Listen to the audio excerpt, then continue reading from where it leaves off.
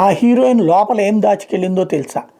ఆ హీరో ఈ హీరోయిన్ని ఏం చేశాడో తెలుసా? పేర్లు కూడా పెడతాను, నేను ఆ పేర్లు చెప్పట్లేదు బాగోదని చెప్పేసి, సంస్కారయుతంగా ఉండాలి కాబట్టి.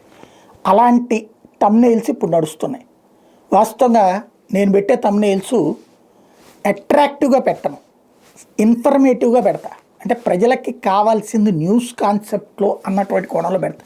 అందువల్ల నాకు కొంత ఇబ్బంది ఉంటుంది, తక్కువ మందే చూడొచ్చు. కానీ జర్నలిజం ఫీల్డ్లో నుంచి వచ్చినోడిని కాబట్టి నాకు అది దాటేసి ఇలాగా అర్జెంటుగా అటెన్షన్ గ్రాప్ చేయడం కోసం అని చెప్పేసి లేని విషయాన్ని తమ్నెయిల్లో పెట్ట నాకు ఇష్టం ఉండదు. బట్ ఈ ఎంటర్టైన్మెంట్లో అదే ముఖ్యం.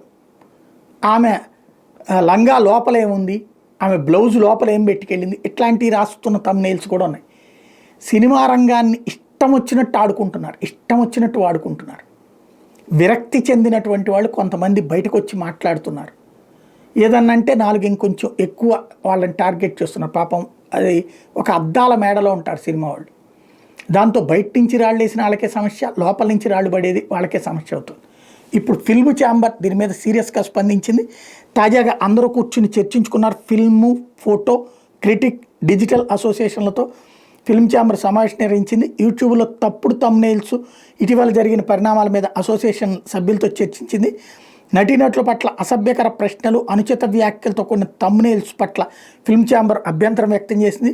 తప్పుదో పట్టించేలా వ్యవహరించే వాళ్ళ మీద రేపు 1 తారీఖు నుంచి పూర్తి స్థాయిలో చర్యలు ఫిల్మ్ ఛాంబర్గా తీసుకోవాలని నిర్ణయించింది.